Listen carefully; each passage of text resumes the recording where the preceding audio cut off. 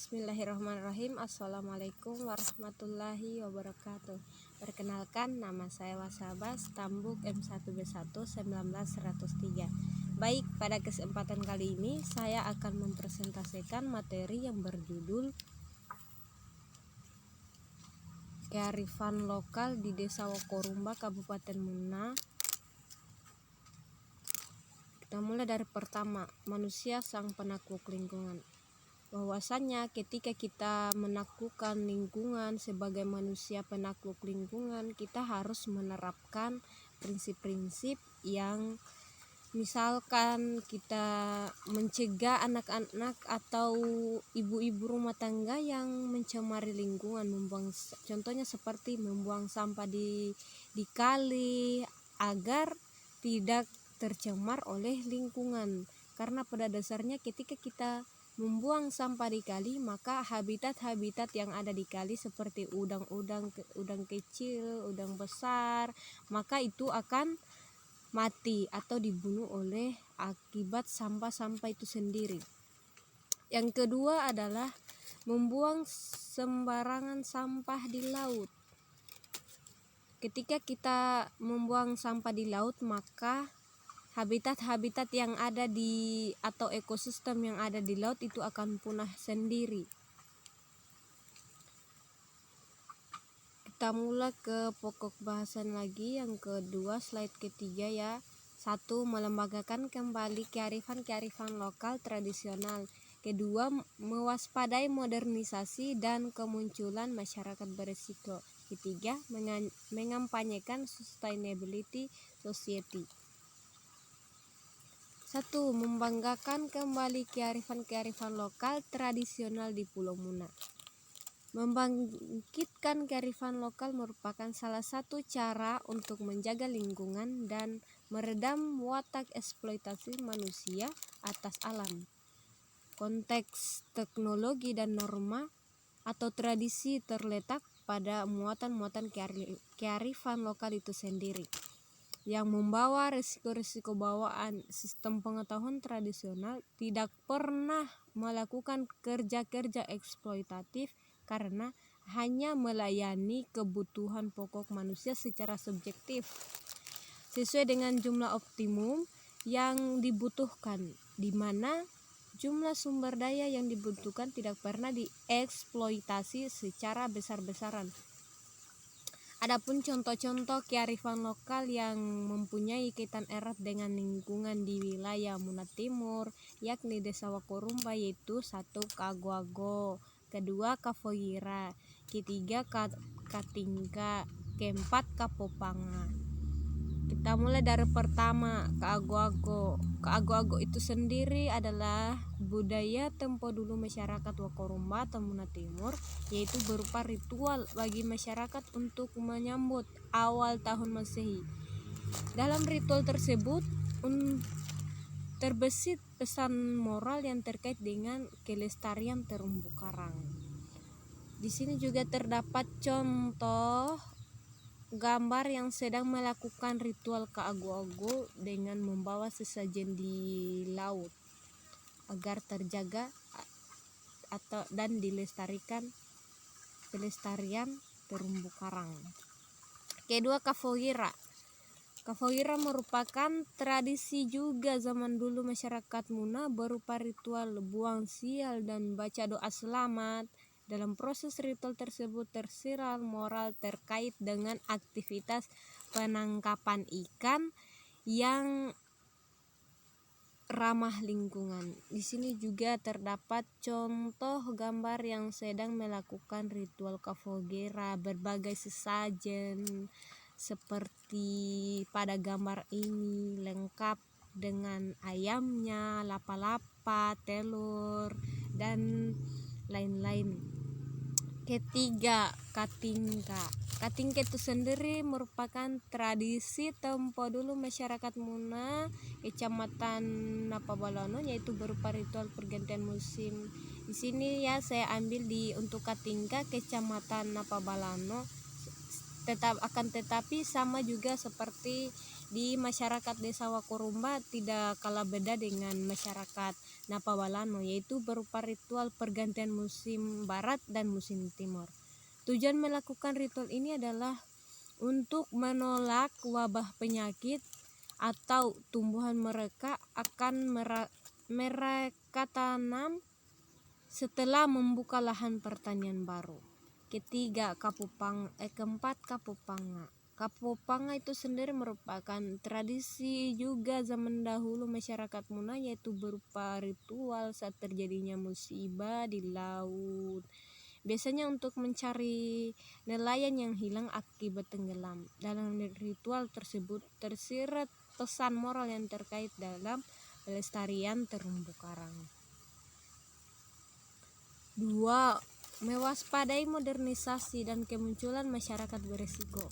Ciri masyarakat modern itu sendiri yaitu 1.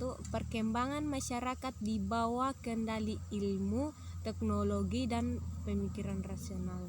Kedua, perkembangan sangat pesat masyarakat menuju kondisi semakin mengglobal, baik berkaitan dengan wilayah, politik, maupun pada perkembangan dan penyebaran teknologi.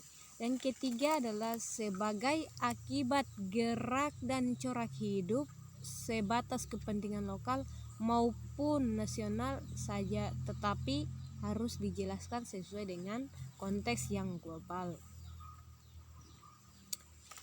Kemudian waspada masyarakat yang beresiko. 1. Resiko bisa tidak terlihat, tidak bisa diubah dan didasarkan pada interpretasi kausal. Kedua, resiko diproduksi manusia lewat sumber-sumber kekayaan dalam masyarakat industri. Ketiga, resiko berhubungan dengan masyarakat mencoba melepaskan tradisi dan pengetahuan masa lalu. Misalkan, ketika masyarakat melepaskan tradisi dan pengetahuan masa lalu, maka mereka tergantung pada teknologi itu sendiri. Mereka menggunakan teknologi yang sudah canggih seperti saat ini.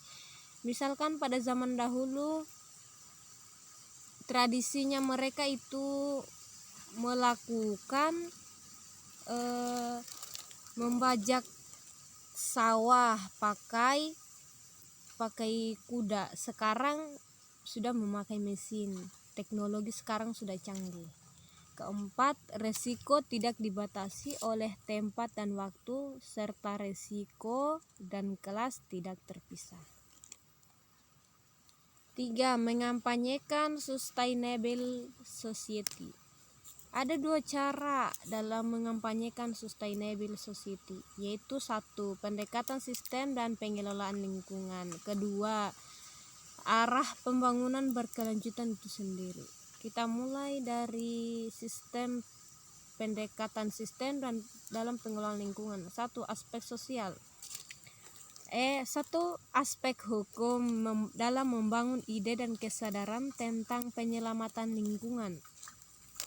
Contohnya seperti masyarakat di sini, biasanya masyarakat di Wakorumba khususnya Muna Timur, bahwasanya ketika misalkan membuat lahan baru itu dengan cara membakar lahan tersebut untuk kegiatan penanaman jagung, padi, atau dan lain sebagainya.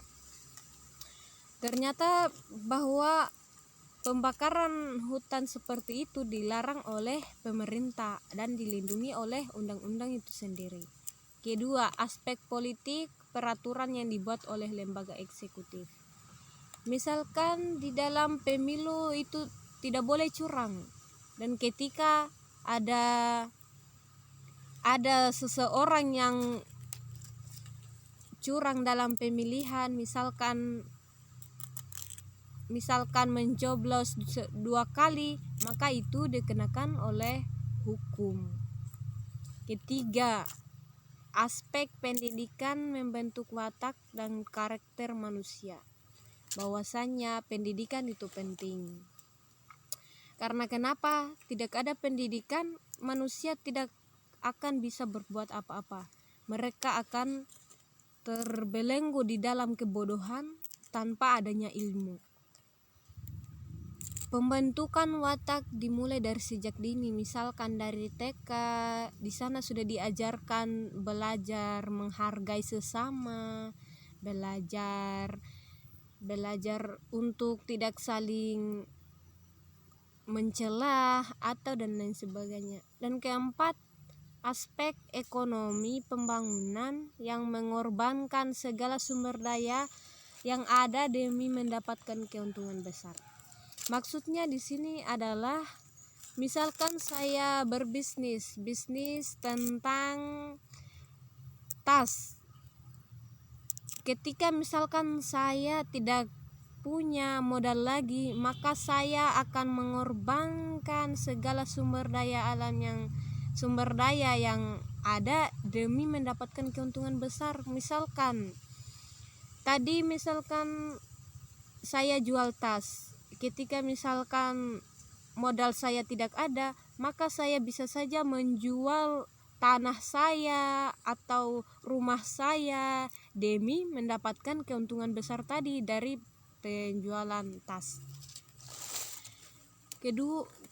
Terakhir, aspek agama beribadah bukan hanya berkisar pada hal berdoa dan lain, tetapi juga mengajak masyarakat untuk menjaga lingkungan.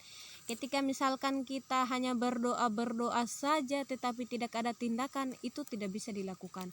Karena kenapa? Masyarakat tidak ada perilaku untuk menjaga lingkungan. Doa tanpa tindakan itu tidak bisa, karena ketika kita berdoa sambil dilakukan dengan tindakan, maka hasilnya akan lebih bagus lagi. Sekian dan terima kasih presentasi dari saya. Wassalamualaikum warahmatullahi wabarakatuh.